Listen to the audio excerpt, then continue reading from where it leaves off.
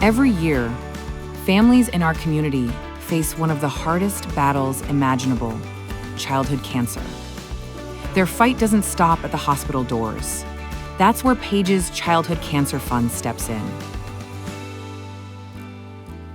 Paige's Childhood Cancer Fund is an organization that walks with children from their time of diagnosis through survivorship and in heartbreaking cases of bereavement. It began as a way to honor a young child from Central New York who lost her life to her fight with childhood cancer. The overall mission of the fund is to offer comfort and hope to children and families who are fighting today. Paige Yeomans Arnold was just 6 years old when she was diagnosed with leukemia in 1993.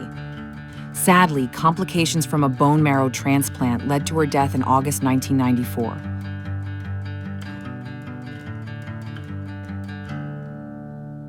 I'm Ellen Yeomans. I'm Paige's mom.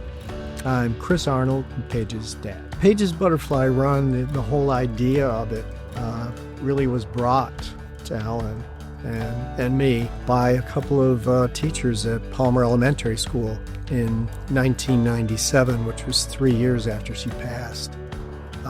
Ellen and I were trying to get through life and raise our other daughter, Alex, and they came to us in the latter part of what would have been Paige's 5th grade year and said this would have been her last year at the school. We'd like to do something in her memory, and they came seeking permission to do that.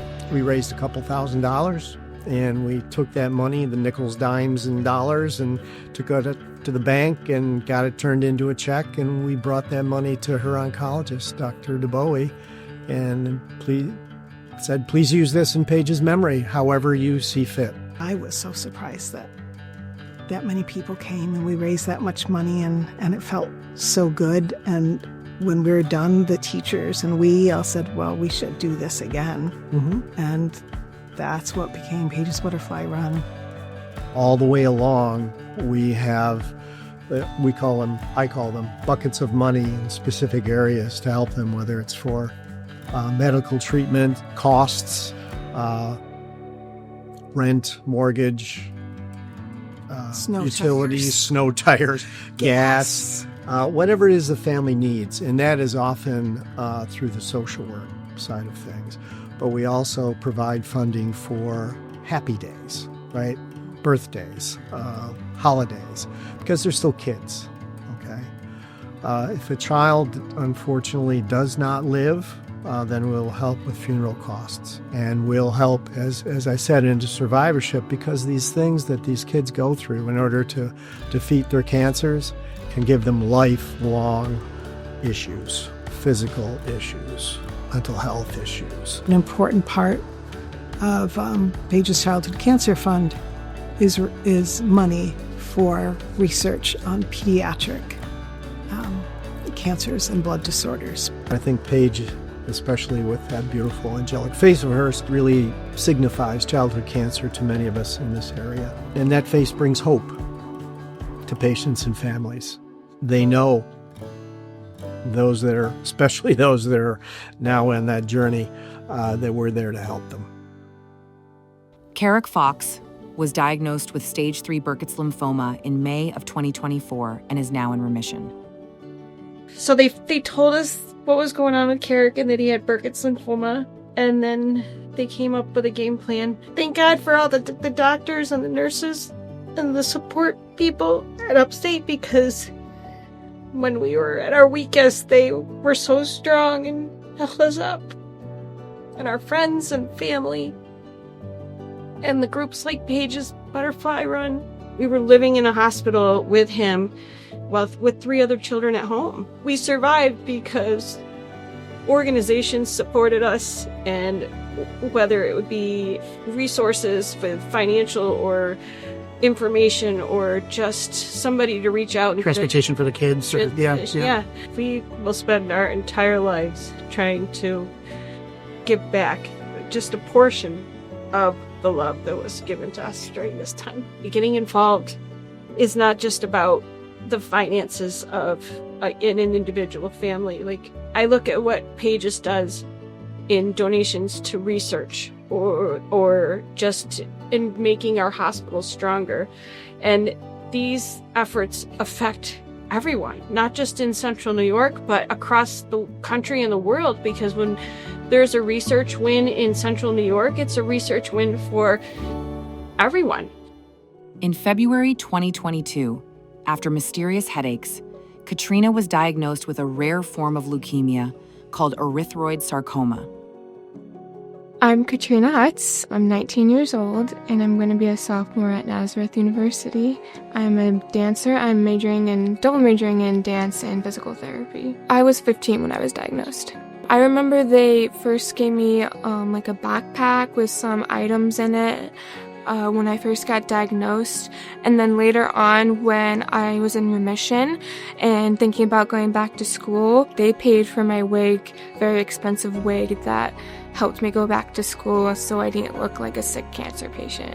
It was very important to me because it was really nice to get some normalcy back in my life. I hope to keep sharing my story and to help others keep fighting and keep going, knowing that there's a light at the end of the tunnel. In November 2023, Matilda Loomis was diagnosed with B-cell acute lymphocyte leukemia, the most common cancer among children. She participated in a groundbreaking clinical trial, receiving blinatumomab, a monoclonal antibody, 24 hours a day, 7 days a week, for 28 days. When you think about the folks who directly contributed, such as Paige's Butterfly Run, Paige's Cancer Fund now, they've been there side by side, shoulder to shoulder, heart to heart, giving all of the support, but also they provided the funds that helped with the drugs, with the study, with the staff that had this breakthrough. The folks at Upstate said, this is once in a generation. This hasn't happened in 30 years. And to have given a chance for 10 more kids to have a normal life and a long life, she's one of these girls. Now, I have to admit, I was being a little stubborn, and I was just like, I don't really want to do the backpack. In the end, I honestly ended up, it's better than I thought. I couldn't be more grateful to Paige's for sustaining the funding and the support to help families like ours and help Matilda on her journey. Unbelievable. 2 days before her 11th birthday, Layla was diagnosed with rhabdomyosarcoma in 2019 and went through chemotherapy and radiation. Her initial treatment was completed in 2020, and just when she was looking toward remission, her symptoms returned. My daughter is Layla Davis. She is currently 16. She'll be 17 next month, and she was diagnosed with rhabdomyosarcoma at the age of 10. She turned 11 2 weeks after, and she completed 32 consecutive months of cancer treatment involving 11 chemos, 2 immunotherapies, and almost 11,000 units of radiation. Treatment, the first time was rough. The second time, it's do or die. And then after, we had to deal with the consequences of all of the lengths we had to go to in order to save her. And she had to go through. I can't imagine. It's hard enough for me, but Layla has endured so much. Layla has told me, I don't want another child to have to go through what I've been through. And I guess voicing the reason why and sharing her story can hopefully help in the bigger picture of making it possible for the next generation of kids that are diagnosed with rhabdomyosarcoma to have better statistical outcomes and less side effects. Brooke Frazier, a nurse practitioner in pediatric hematology and oncology at the Center for Children's Cancer and Blood Disorders in Syracuse, New York, and Sarah Beth Wosnowitz, a pediatric hematology-oncology pharmacist at Upstate, have been working with children and families to fight this disease. I think one of the biggest obstacles or hurdles that families face at the time of diagnosis is finances, because now all of a sudden they might have to stop working, or they might have to take a gap in their employment. And so immediately there's already a financial burden. And one of the things that Paige's is instrumental in supplying is immediate assistance, even from the time of initial diagnosis. Every family is presented with a beautiful backpack for carrying all of their educational supplies that they acquire. And in that is gift cards that they can use for groceries and things that are everyday needs. The siblings have to be pulled out of school, and then mom and dad miss so many days of work, or someone has to stop working to support their child. And it's all of those little things that Paige's provides support for. And Paige's provides support for big things too, but that little stuff that I think makes a really huge difference because nobody thinks about it. I see every single day the difference that Paige's makes for these kids. So when you ask me if I can do something, the answer is always going to be unequivocally yes. Mm-hmm. Yep, absolutely. Nalisha Barron is the mother of Elijah Barron, who was diagnosed with osteosarcoma in 2017 and battled the disease valiantly until his passing in March 2020 at the age of 19.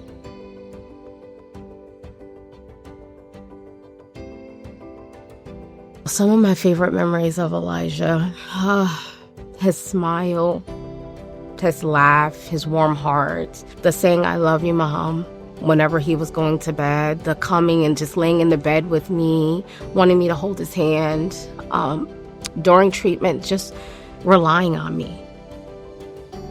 Paige's Butterfly, and as well as all of the other organizations up here, played a significant role for us. When we first encountered the news, we had no idea which way to turn, which direction we were gonna go in. I had to take a leave off work. I had no idea how I was gonna pay the bills, how we were gonna eat, how we were gonna get back and forth, what that looked like for us, what that looked like for my family. And all of these organizations stepped up in ways that I didn't even know existed. Paige's is a amazing organization. When we first got to the hospital, they gave us a backpack that was full with essentials for so many unforeseen circumstances. I mean, what they give back to these families is just amazing. No one fights alone. And although our journeys are always different, they're the same because we have children that are battling those tough battles.